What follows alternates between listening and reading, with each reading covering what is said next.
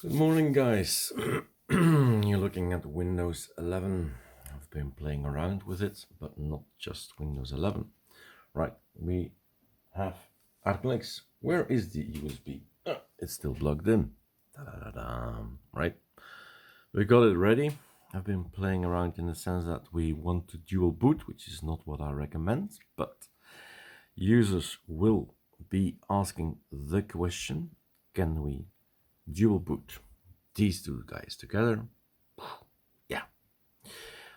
But first off, I'm not a guru, right? I try.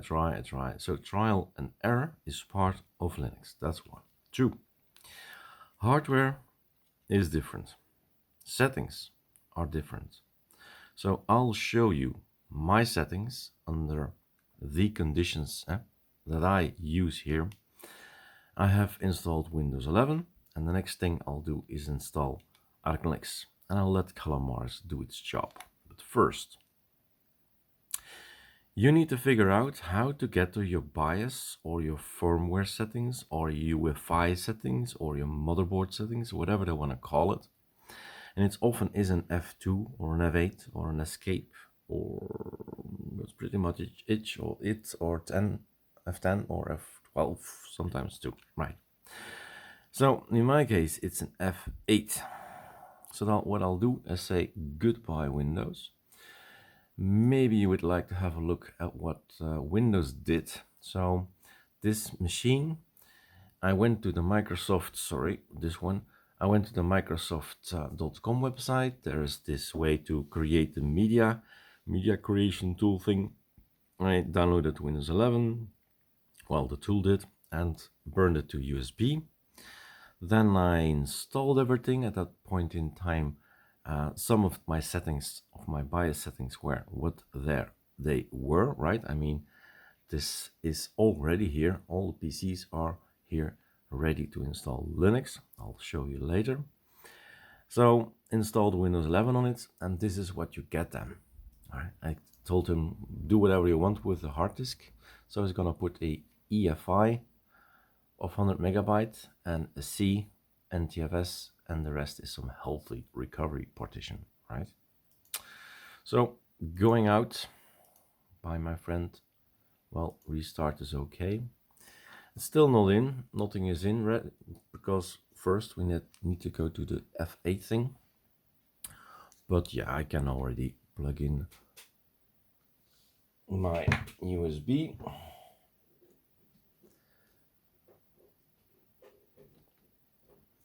And when the keyboard, the light comes back on, I can actually press the F8.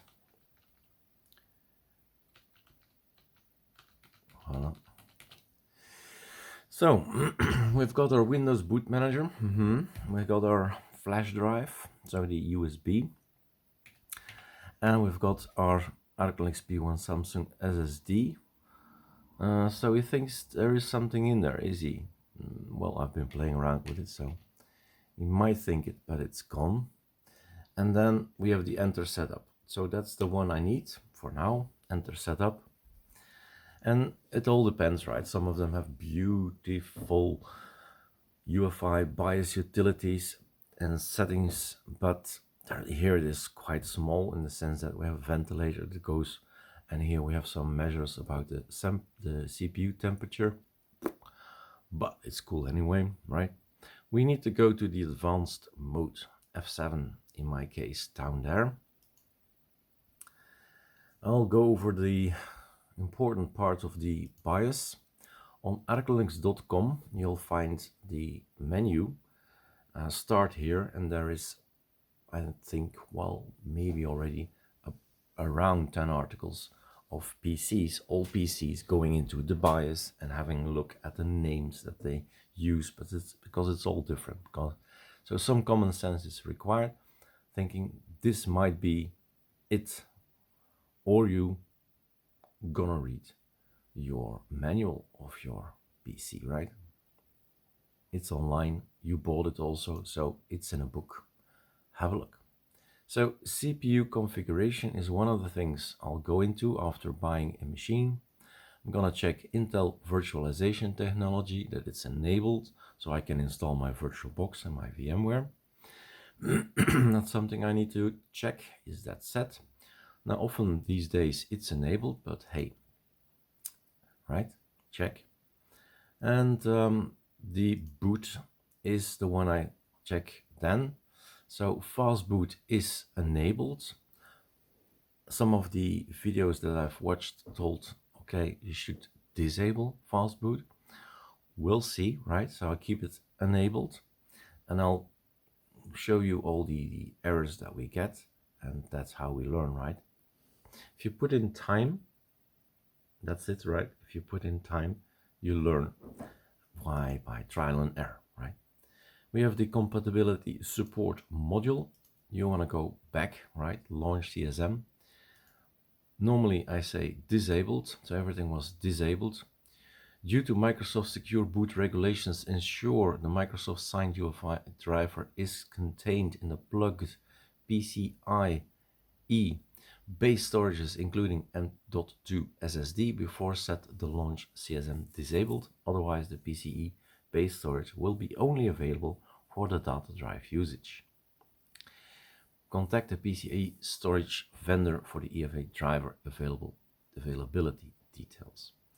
So looks dangerous, right? It looks quite dangerous.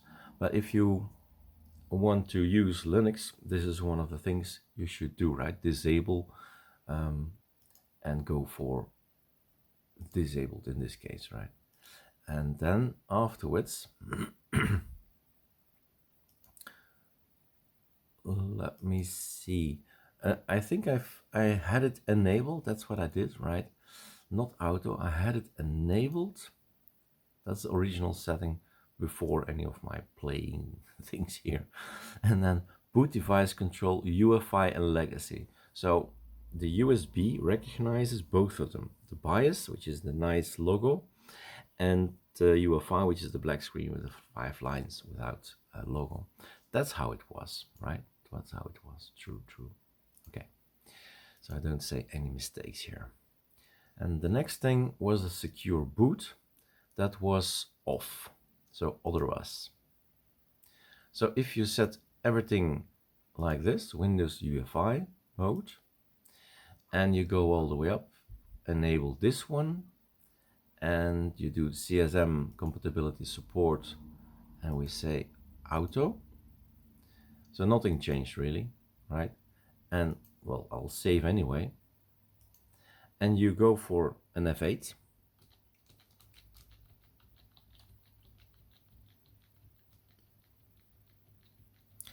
I believe these are the standard settings that normal laptop sets and such are delivered with. We get this.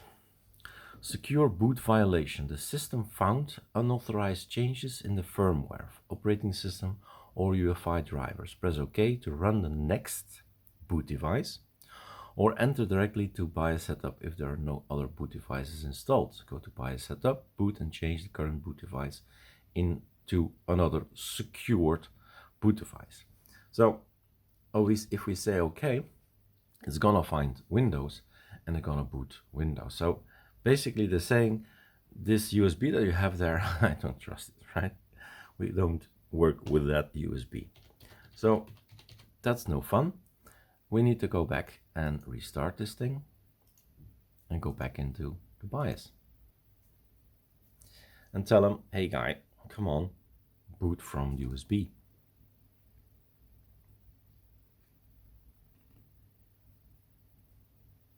So my finger is on the F8. I wait till my keyboards light up. That's a given. And then voila, entering boot menu, I can stop. This one, enter. Oh, my mistake. Oh, Ctrl-Alt-Delete. Early in the morning, right? Haven't seen any worms yet. The early bird catches the worm. Yep. So enter setup. And then we go to advanced mode. We go to boot. We go to, let's still keep this one enabled. Let's see. for me also a time to learn. We have the secure boot. Let's tell them, forget about secure boot. That's the only thing we change.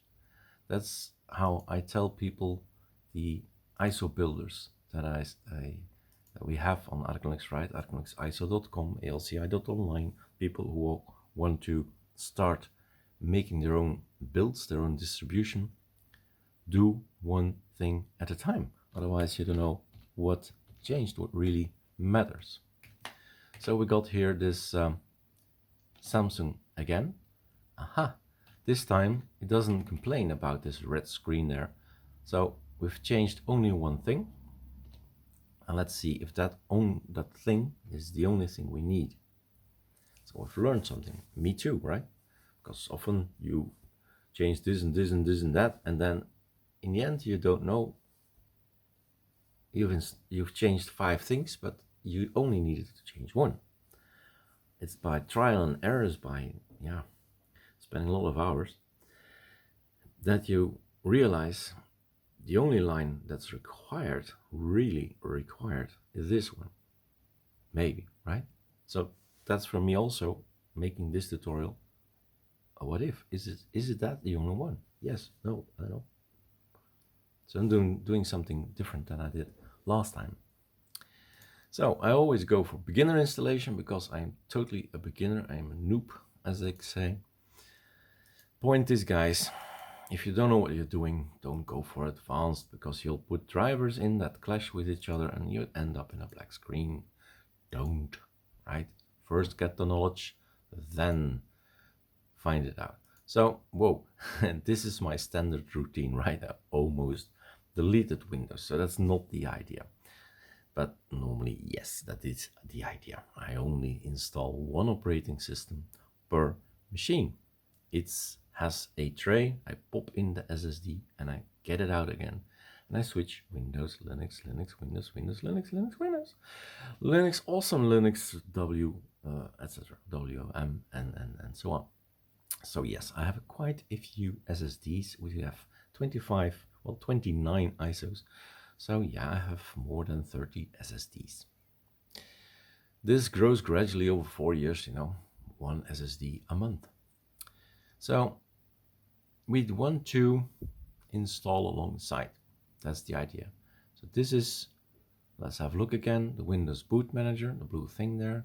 Okay, there's a bit that's some space, unknown.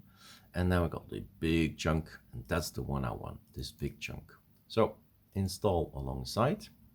Calamares says probably gonna be this one, but you need to select it anyway. Select a partition to shrink. Click. Aha. And then you decide, right, how much will I give Linux? Like 150 or something, 330, 350 here, 150 there. I have plenty of room, right? 500 gigabytes is okay. Next. The normal things. Like this.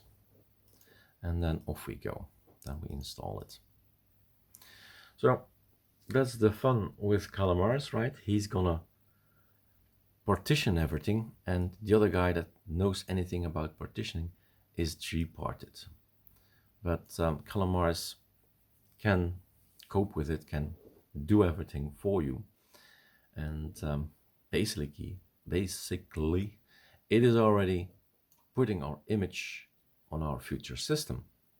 So for all the other users, I mean for the general public, what's happening now is that we've built an operating system and it's squashed into a file. It's compressed into a file.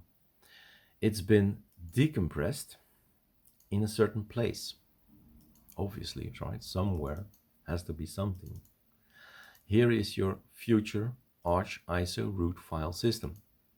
This is your system. That's the source. Where is it going to? Calamares is the guy working. In the temporary, he made a folder and he is mounting that folder, or the partition actually, right? The partition, the one that we've created, is mounted here, and basically he's gonna copy paste, copy paste, copy paste. He's he's moving file from there to there. And that's what's happening here. So unpacking. Another important thing that people keep asking, will this and that be installed? What you see is what you get. Remember that. It's a letter word, WYSIWYG. What you see is what you get. So if you're on ArcoLinux Be Awesome, that's what you'll get. ArcoLinux Be Awesome with the applications that are installed in here. Here are the applications. Is there anything in opt, for example? Discord is there, GitHub is there, Google is there, Sublime Text is there. You know already this I'm gonna have. And all the rest is there as well, of course. But this is a kind of special folder there, which shows you some applications. And in the user bin, there's also quite a lot of applications. They're all gonna be there, unless the Calamares, the distribution developer, who uses the Calamares, decides otherwise, because I can say more or less around here, remove package A and B and C and D. For instance, Calamares is a great tool, but it requires a lot of stuff from KDE. Now, if you're installing KDE, no problem, right? You need the packages. But if you're installing Awesome or any of the others, right, you need to remove the redundant, the not necessary packages from KDE. And that's more around here. It will say, sorry, removing this and this and that. If you go to the advanced way of installing things, right, in Calamares here, if you choose for the advanced installation, it will download stuff. If you got internet, and then it depends on your machine. I just read it this morning on Telegram. How long will it take, right? Downloading is what you pay for. If you get a slow download, if you have broken internet connection, etc., right? It is what it is. If your internet connection is bad, slow, well, the download will be slow, and then it needs to install. You have a great machine. It's an i9, it's 5000 gigahertz, it will be fast. You have an i3, a dual core, a quad core of 12 years old. It will be slow. Simple as that. So hardware matters, internet connection matters, all matters. But it will be downloaded eventually. Another thing, downloading is from somewhere, right? If the ArcoLinux servers are down or have bad files on them, right? They're synced, but not the right way. Voila, you get problems as well. It all depends of what's around you, basically, starting from the place you live to the package you want to get. So you have to keep talking. Maybe you got that already, but I can't pause this thing. Look at the text there, removing. So all the stuff that we don't need, that is already on the image, things that were installed on the image that you did not select, have to go. So if you did install a package, it will stay there. Finally, right, Eric? Actually, finally, I mean, it's fast, right? After, but it, like I said, it depends on the machine. For me, this feels like okay. This is fast. USB is back in my hands. Of course, it says XL, but doesn't matter really, right? Any of the ISOs. It's all one ISO. People don't get it, but there's actually just one ISO. Yeah. Thing is, this is nice, right? This is a nice grub. And the tip is, you need to boot in with ArcoLinux Linux first. Don't go to Windows. Have a look if it's there, because grub, this thing here, will disappear. So first time I installed Windows was there and Linux didn't seem to be there, but the hard disk said otherwise, right? The hard disk had 150 gigabyte less, but I was unable to see the grub anymore. So this choice that we get now the first time around is there, great, yes. But the tip is immediately go inside Grub Customizer. So that one, Grub Customizer, and save. There are two things you can do. You can say save now, and that's for me also a test.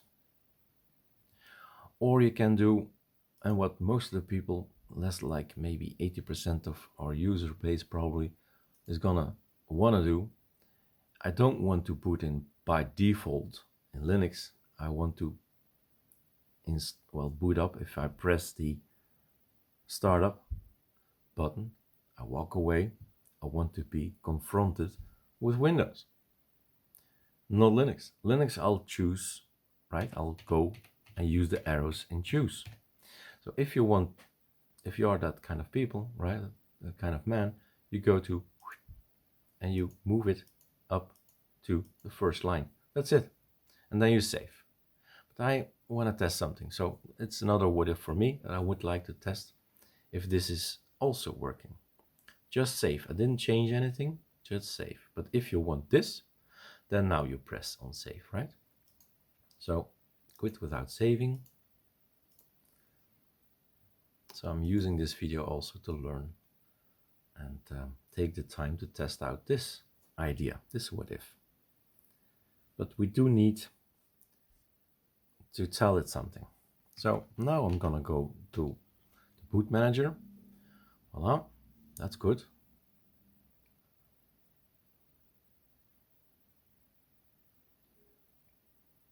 I'm in. Everything still works. Then this time it's nighttime. I'm gonna shut down. I wait for the computer to actually shut down, you know, Windows, right? Then you press the button. You don't do anything. Will I end up in Linux? Will I end up in Windows? Don't touch anything. My hands are here. Right? Grub found everything. Cool. Fine. You do your thing. Then it's nighttime. You shut down again. Just going over the motions to check if everything is okay. For my thinking, my reasoning is okay. Trial and error, guys. There's nobody but you who can do that the best. You have the time, you have the hardware, you test. Why am I pressing F8, Eric? You shouldn't press F8. And this time we go to Windows, right? And have a look. Still working. So I guess I found a way to boot Windows 11 and Windows, a Linux, in this case, ArcoLinux. All right. I think I've told everything there's to know. If you want to see maybe some last disk management image, then you see this one is our Linux partition and that one is our Windows partition. And that's basically all. All right, enjoy. Bye.